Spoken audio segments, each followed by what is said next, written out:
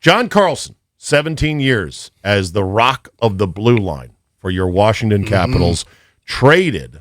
And I'm going to get right now a good angle on how much of a haul they got for him. And you just heard the report from Savannah saying, hey, could be back next year. Could be one of these rental things. Alan May joins us now. It's been a while since we've talked. Monumental Sportsnet NHL analyst. Mayday, nice to talk to you again, my friend. How are you? I'm doing great, guys. Great to be with you as well. Yeah. What's happening now? So on a scale of 1 to 10, 10 being so shocked you couldn't be more shocked that this happened, 1 being, yeah, I figured it was coming, where would you rank this trade? I'm going to go with the 6-7, right in that neighborhood, because we had heard John's name for a while, and you're wondering with the team, with where they are in the standings, you know, the number one assets that they have. And this is the hard, cold reality of sports, is that, you know, teams have to make tough decisions. And, you know, where are they at? Are they going to make the playoffs? Right now, Money Puck, one of those analytical sites that rates your strength of schedule and everything, has the Caps at 21.7%. Last night, they were at like 17.1%. Every team basically lost that they're, you know, in a race for those wild card spots. And so when you look at how these things are made, like, I hate to see John go. I love the guy. I think the team is very lacking without him, and we've seen that since his last injury here. They haven't been able to put up any type of consistency, and the guy's just a rock.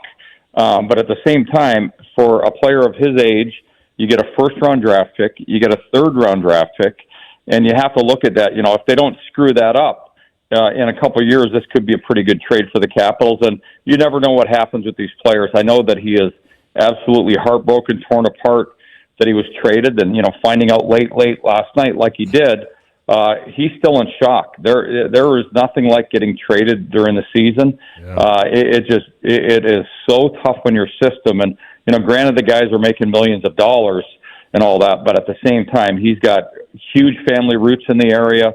He's a youth hockey coach. He's a father of 4. He's loved living here. He's a big part of the community, and it's a big blow to what he's always known as an adult. Yeah. I'm on the site moneypuck.com. Is that the site you go to look at the playoff odds? In baseball, they calls this the POF. I would always joke about, what's our POF, you know? The playoff odds. So this is the hockey version of POF. And yes, the Caps are at 21.3% to make the playoffs. And you said that changed almost 4% just based on one night of play.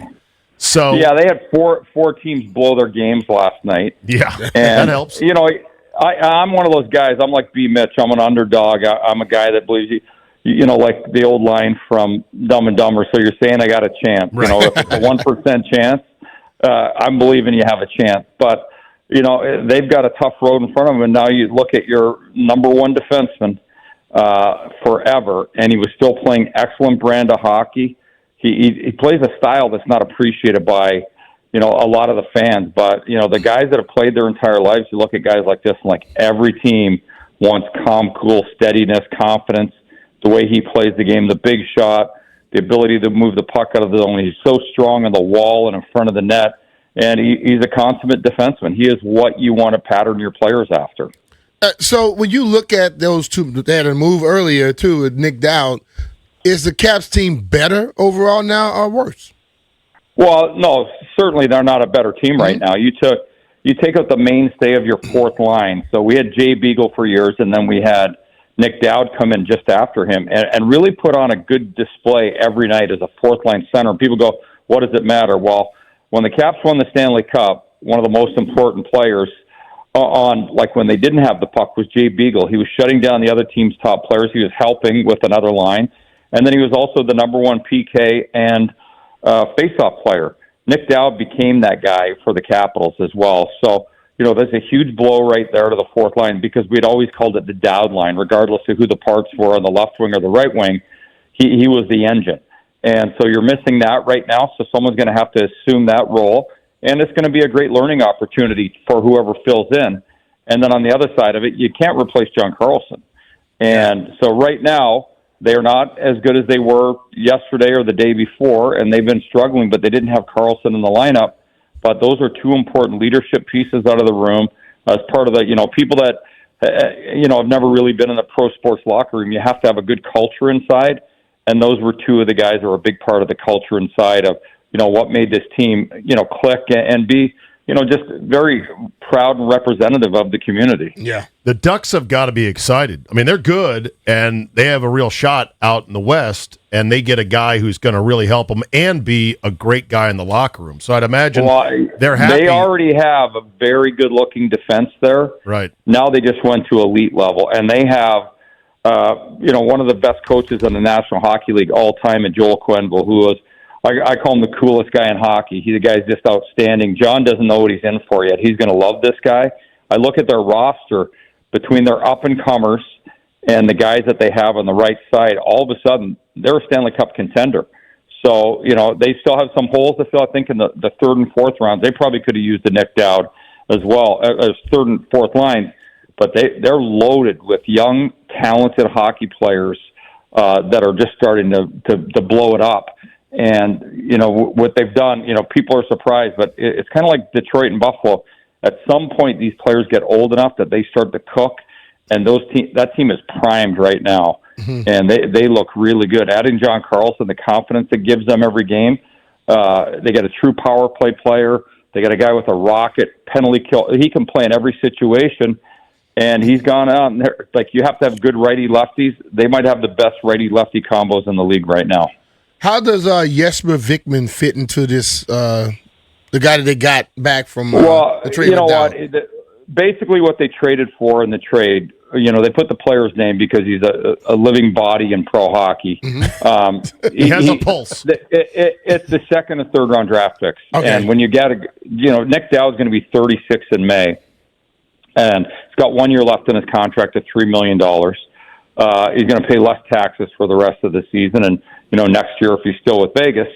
But Jesper Vikman is a prospect goaltender, and he'll come into a system that does a really good job with goalies. And sometimes when you're adding players like that, the Caps have signed and added a lot of goalies in the last little while. There've been a lot of shuffling. So it makes me almost think that there could be another move on the way. And I don't know if I don't mean to start rumors or anything, but you add another goalie to the system, does it push goalies up or does it push goalies down? Interesting. So if this is the beginning of the unwinding of this incredible era, then what will be the next move that really signals there's a turn coming? And what do you think the plan is for this big turn of a long run of great and Stanley Cup winning hockey? Well, I hope that they don't do, and I don't believe that they will, because I think our fans and, tickets are expensive. I don't love teams that tank. Right. We've already had that. We have had that with the Wizards, and you see what's gone on there. And, everyone's always hopeful, but, they still got a long road in front of them. When you tank, you never know what you're going to get. You don't know, say if you're had first draft this year, you have no idea how these guys are going to pan out. It's not like an Ovechkin draft or a Crosby draft or a Connor McDavid draft or Nathan McKinnon. That's not there right now. And I don't see that in the next few years, having the big names. So, I don't believe they're going to tank. We have some prospects that are on the verge in Hershey, in the American Hockey League team, that are on the verge of making it. And being Ilya Protas, Alexei Protas' younger brother, is a rookie American Hockey League player. He's leading the team in goals down there with 22 in his first year. And it's a really hard league to score in. And, one of the things that he's got going for him, and you can't teach it, is size. He's like 6'6" or 6'7", and he's going to get stronger. I equate him to a baby giraffe right now. But once he strengthens like Alexei, he's going to be a legit NHL player. So you've got players like that in the cusp. You're waiting for Ryan Leonard to really take off. He's been up and down all season long. He finally scored a goal the other night after 14 games without. But you're waiting for the young players to start popping off. And then I do believe with the amount of draft picks they're stocking up on, they're looking to make more trades. And I think before the day is over, there will still be more trades coming out of the Capitals locker room. All right, that brings us to the big Ovi question. What is the Ovi prospects looking beyond the end of this season?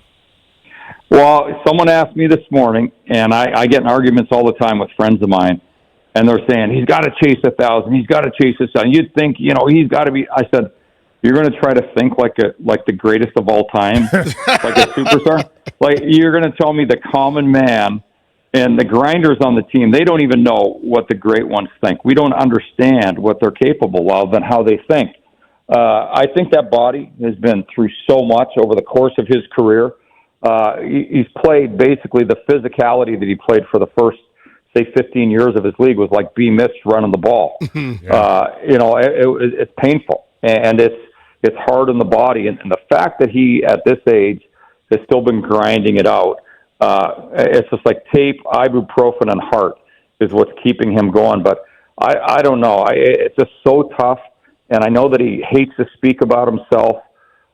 He loves the team. He loves the game.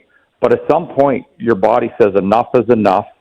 And it's hard getting out of bed. Like at my age right now, I take really good care of myself. I wake up some days, I went to bed feeling pretty good. I wake up, I'm like, what the hell happened last night? You get into those fights of your dreams. Exactly. And it feels like I lost every one of them. There was no victory. And so I can only imagine he's played longer than I have. Like I said, I've continued to take care of myself. He still works hard to get ready for every game.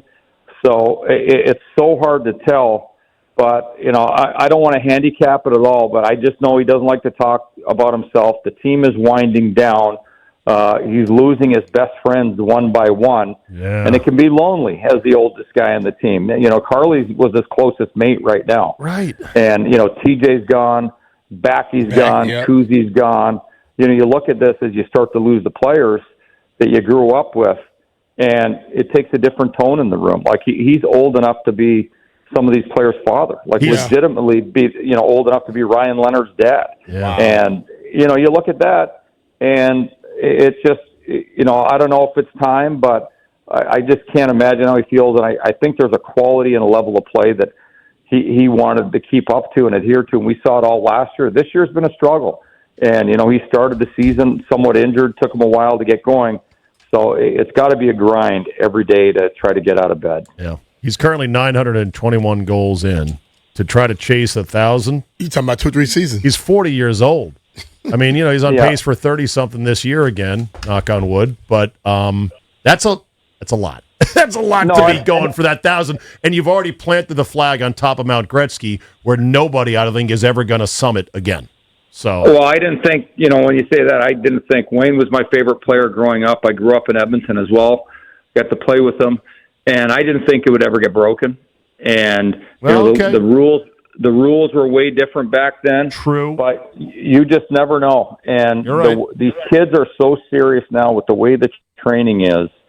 It is, guys are figuring out ways to play longer and longer because we used to get stabbed in the back on our 30th birthday by the teams that we played for, and they just ruled you couldn't play. Yeah, get out of here, old man. You're 30.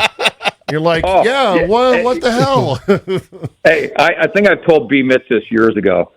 My last year I played, I think I was 32 or 33. And I'd look in the mirror, and I go, God, I look old. And I look back, my oldest son used to play these VHS tapes for all of his bands. He goes, Dad, come in here. And he'd see all the rippling muscles in the veins. And I look, God, I would love to look like that the rest of my life. And they had me feeling so damn old. I thought I was like 75. And I go, God,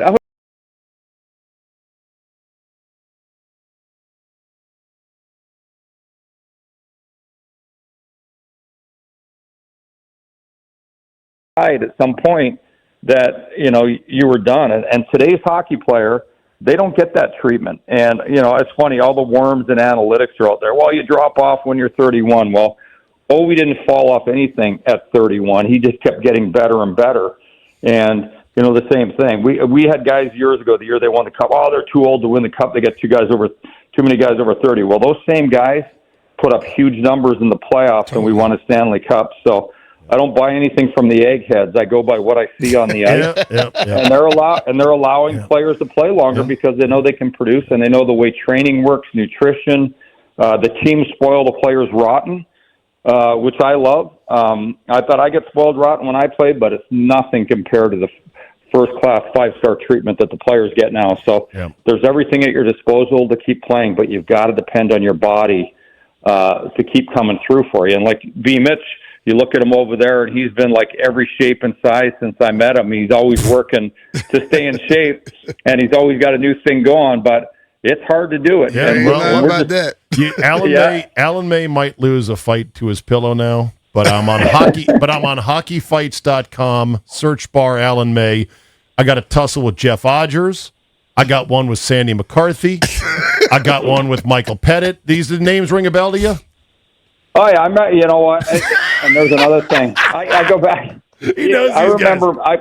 It's funny when I don't remember one. I'm like, God, I must have been, not getting much sleep in those days. But April 10 of 95, Alan May versus Jeff Odgers. That was when we were with Calgary, and Odgers was with the Sharks. So yeah. the database is out there, my friend. We could go on and on forever, but good luck to Carlson out there with the Ducks. They're going to really like him, and we wish him the best, and we keep moving forward. Alan, thank you. Yeah, thanks, guys. Take care. Alan May, Monumental Sports.